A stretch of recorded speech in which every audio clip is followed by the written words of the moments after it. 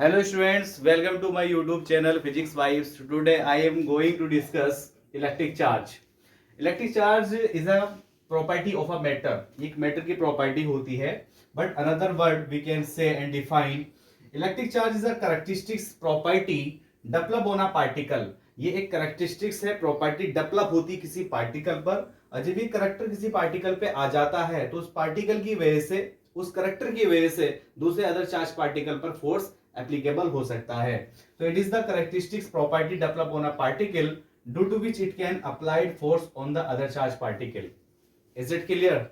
देखिए ये वाली जो डेफिनेशन है, ये कुछ डेफिनेशन ज्यादा डीपली में नॉलेज नहीं देती कि it is the property of a matter. ठीक है, करती क्या है ये प्रॉपर्टी, आ जाने से क्या होगा और ये प्रॉपर्टी कहाँ डेवलप होती है. तो सेकंड डेफिनेशन यही बता रही है कि एक पार्टिकल पे डेवलप होती है प्रॉपर्टी, उस प्रॉपर्टी की वजह से फोर्स, अट्रैक्शन और रिपल्सन भी हो सकता है, which depends on the charge, nature of the charge.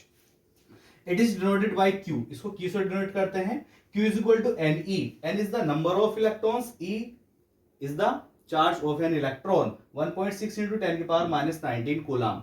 Is this property is known as quantization of charge, जिसको हम फर्दर आगे कंटिन्यू डिस्कस करेंगे. Second thing, it is scalar quantity and drive quantity. Electric charge एक scalar और drive quantity होती है. Second thing, the dimension of electric charge होती है 80. कैसे मिला हमको? I is equal to Q upon T, already discuss in class 10th also. I is equal to Q into T cross multiply किया. Electric current एक fundamental quantity है, तो इसके लिए जो हम डायमेंशन लेते हैं वो लेते हैं A. टाइम भी एक फंडामेंटल क्वांटिटी है, तो उसके लिए डायमेंशन होती है T. ये कितनी हो जाएगी? 80. This is the dimension of the charge. The magnitude of charge is E, which is smallest particle. Electron जो है ना, जो सबसे छोटा पार्टिकल होता है, जिसको हम बोलते हैं एलिमेंट्री चार्ज. एलिमेंट्री चार्ज बोलते हैं. और जो इलेक्ट्रॉन पे चार्ज होता है 1.6 into 10 की पावर -19 कूलम होता है. मैं चाहता हूं कि एक कूलम चार्ज में नंबर ऑफ इलेक्ट्रॉन्स कितने होते हैं, तो मैंने यहां से फाइंड किया 1 coulomb is equal to 1/1.6 into 10 की पावर -19. इसको सोल्व करने के बाद 6.25 into 10 की पावर 18 इलेक्ट्रॉन. तो इतने इलेक्ट्रॉन इसके अंदर होते हैं 1 कूलम चार्ज के अंदर. अगर 1 कूलम चार्ज के अंदर इतने इलेक्ट्रॉन है, तो मैं फाइंड कर सकता हूं, बता सकता हूं कि 1 एम्पीयर करंट फ्लो कितने इलेक्ट्रॉन्स के मूवमेंट में, कितने इलेक्ट्रॉन्स के फ्लो होने से 1 एम्पीयर करंट बनती है. तो we know that 1 ampere is equal to 1 coulomb per 1 second. 1 ampere is equal to 1 coulomb में कितने इलेक्ट्रॉन है? 6.25. यहां पर पुट किया 6.25 10 की पावर 18 इलेक्ट्रॉन इन 1 सेकंड. अगर 6.25 into 10 की पावर 18 इलेक्ट्रॉन्स 1 सेकंड में फ्लो हो जाए, तो 1 एम्पीयर करंट वहां पर प्रोड्यूस हो जाती है. तो आप इसका स्क्रीनशॉट ले लीजिएगा, देन इसकी यूनिट्स पे डिस्कस करेंगे और इसका एक एग्जांपल लेंगे.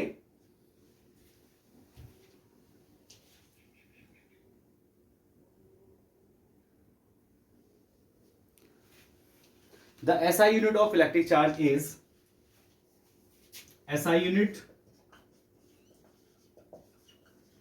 ऑफ चार्ज क्या बनेगी? हमने पढ़ा है Q is equal to I into T. इसकी यूनिट क्या होगी? एम्पियर. और इसकी यूनिट होगी सेकेंड. ठीक है, एम्पियर सेकेंड. तो इसको एम्पियर सेकेंड को बोला जाता है coulomb. This is the SI unit of electric charge. The CGS unit, second thing, the CGS unit of charge is electrostatics unit, जिसको बोलते हैं हम लोग ESU, और इसी को दूसरा नाम है स्टेट कूलम. स्टेट कूलम, इसका कुछ कन्वर्जन है कि 1 स्टेट कूलम किसके बराबर होता है. यह हम लिख सकते हैं कि 1 coulomb is equal to 3 into 10 की पावर 9 ESU इलेक्ट्रोस्टैटिक यूनिट्स के बराबर होता है. एक यूनिट और होती इलेक्ट्रोमैग्नेटिक यूनिट. इलेक्ट्रोमैग्नेटिक यूनिट, जिसको हम बोलेंगे EMU. ये किसके बराबर होती है? ये होती है हमारी इलेक्ट्रोमैग्नेटिक यूनिट 3 into 10 की power 10. 1 ESU is equal to 3 into 10 की पावर 10 EMU इलेक्ट्रोमैग्नेटिक यूनिट बराबर होती है ESU के, जिसको हम क्या लिख सकते हैं 10 coulomb. That means 1 EMU is equal to 10 coulomb. ठीक है, यहां तक नोट कर लीजिए।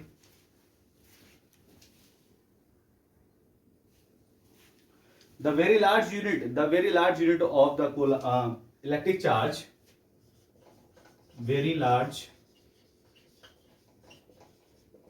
unit of charge is Faraday। ठीक है, ये वेरी लार्ज यूनिट होती है चार्ज की, तो हम बोल सकते हैं कि 1 फेराडे इक्वल होता है 96,500 कूलम के, 96,500 कूलम के बराबर होता है। कुछ हमारी प्रैक्टिकल और स्मॉलेस्ट यूनिट है, very smallest and practical units of charge, वो क्या है 1 माइक्रो कूलम। ये माइक्रो का सिंबल है, 1 माइक्रो कूलम इक्वल टू 10 की power -6 coulomb. 1 nano coulomb equal to 10 की पावर -9 कूलम। ये भी हमारे यूनिट्स ऑफ इलेक्ट्रिक चार्जेस हैं। तो इसमें हम एक चीज और डिस्कस करेंगे एग्जांपल लेकर के। बट इससे भी जो एलिमेंट्री चार्ज है, जो स्मॉलेस्ट पार्टिकल है, वो कौन है smallest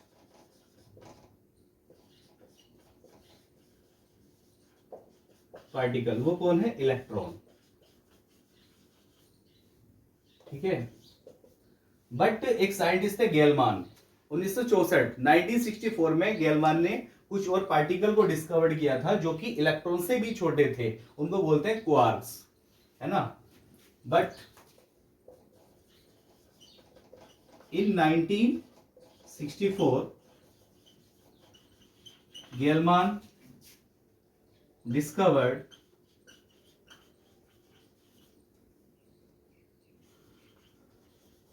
smallest particle, we call it quarks। क्या बोलते हैं उसको क्वार्क्स। वो होते हैं +-e/3 की रेंज में, 2e/3। These particles known as quarks, ये इलेक्ट्रॉन से भी छोटे पार्टिकल्स होते हैं। जो प्रैक्टिकली यूज हो रहे हैं वो किस पर डिस्कस चलता है, किस पे एक्सपेरिमेंट चलते हैं, वो इलेक्ट्रॉन पे ही डिस्कस चलता है। ठीक है, इसको नोट करिएगा, फिर इसका एक एग्जांपल लेंगे हम। जैसे कि हमने पढ़ा है कि इलेक्ट्रिक चार्ज क्या है। Electric charge is a property and characteristics develop on a particle due to which applied the force on the other charge particles. इस चीज का हम प्रूफ देखते हैं थोड़ा सा। क्या होता है कि मान लो मेरे पास एक गिलास रोड है, ये गिलास रोड है मेरे पास। अच्छा, रबिंग किसी बॉडी को, अगर मैं किसी भी ऑब्जेक्ट को, किसी भी बॉडी को किसी दूसरे ऑब्जेक्ट के साथ रब करता हूं, तो उससे क्या होता है इलेक्ट्रॉन ट्रांसफरेबल हो जाते हैं, उस बॉडी पर चार्ज आ जाता है। जिस बॉडी से इलेक्ट्रॉन निकल जाते हैं वो बॉडी पॉजिटिवली बन जाती है, जिस पर इलेक्ट्रॉन जाता है वो बॉडी निगेटिवली बन जाती है। तो कुछ थोड़ा सा एग्जांपल लेते हैं। इसका एक एग्जांपल है रबिंग। रबिंग रबिंग क्या है, मेथड ऑफ चार्जिंग है। पढ़ेंगे इसको हम, मेथड ऑफ चार्जिंग। बट इसमें जो हम प्रैक्टिकली डिस्कस करना चाह रहे हैं वो ये देखिएगा। यहां पर मेरे पास एक गिलास रोड है, मान लेते हैं गिलास रोड है। अभी मैंने इसको किसी के साथ भी कोई रब नहीं किया, जिसकी वजह से इसका नेट चार्ज क्या है, नेट चार्ज 0 है, विदाउट रबिंग है ये।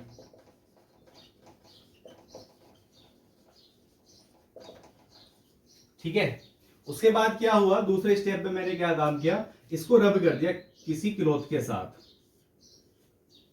है ना। मान लेते हैं ये क्लॉथ है, क्लॉथ किसी कपड़े के साथ रब कर दिया, रबिंग। यहां कौन सा प्रोसेस शुरू हो चुका है, रबिंग। रबिंग करने के बाद मैंने इनको हटाया, अलग अलग करके देखा, है ना, ये गिलास रोड है। तो देखा गया कि इस गिलास रोड पर चार्जेस आ जाते हैं, ये चार्ज हो जाती है, इस पर कौन से चार्जेस आ चुके हैं, पॉजिटिव। ठीक है, तो ये कौन सी चार्ज हो चुकी है, पॉजिटिवली चार्ज।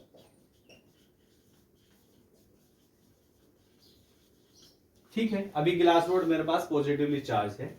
अब क्या काम किया मैंने, यहां पर कुछ particles, paper, light paper piece of particles यहां पर पड़े हैं, बहुत छोटे छोटे पीस पार्टिकल उसके पेपर के, कुछ इस तरीके से बना देते हैं समझने के लिए, ऐसे बना देते हैं।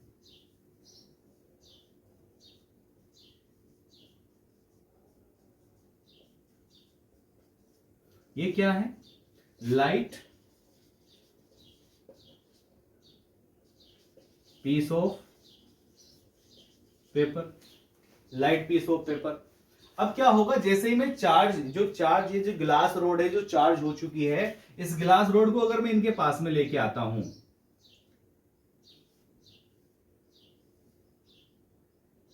ये ग्लास रोड, ये कौन सी चार्ज हो चुकी है इस वक्त, पॉजिटिवली चार्ज हो चुकी है। ठीक है, पॉजिटिवली चार्ज।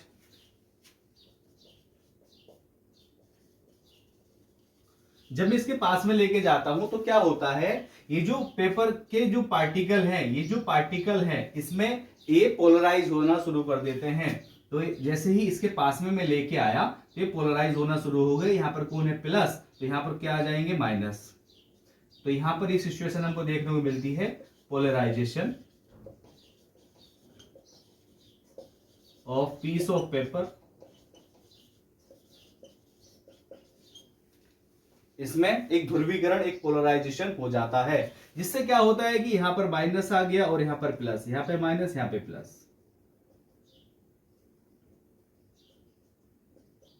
अब क्या होगा, यहां पर प्लस और माइनस के बीच में फोर्स अट्रैक्शन होगा, प्लस प्लस के बीच में भी अट्रैक्शन होगा। तो यहां पर दो force exact at a time काम करते हैं। एक तो फोर्स काम करता है इनके बीच में, एक फोर्स काम करता है इनके बीच में। ठीक है, इसको ऐसे समझ, एक इनके बीच में प्लस और माइनस के बीच में काम करेगा, और एक काम करेगा प्लस और इस वाले प्लस के बीच में फोर्स काम करेगा। तो यहां पर जो ये प्लस और माइनस के बीच में फोर्स काम करेगा, ये वाला फोर्स देखो एक अट्रैक्शन का फोर्स होगा, दिखाई दे रहा है नहीं दे रहा है, ये वाला प्लस इसके माइनस को अट्रैक्ट करेगा और ये वाले इसको क्या करेगा, रिपेल करेगा, क्योंकि अब आगे हम पढ़ने वाले हैं there are two types of charges, और ये वाला प्लस और ये वाला प्लस क्या करेंगे, रिपेल करेंगे। तो बेसिकली होता क्या है, दो फोर्स काम कर रहे होते हैं। तो इसमें ये वाला जो फोर्स होता है, ये वाला फोर्स ये वीक होता है as compared to this force.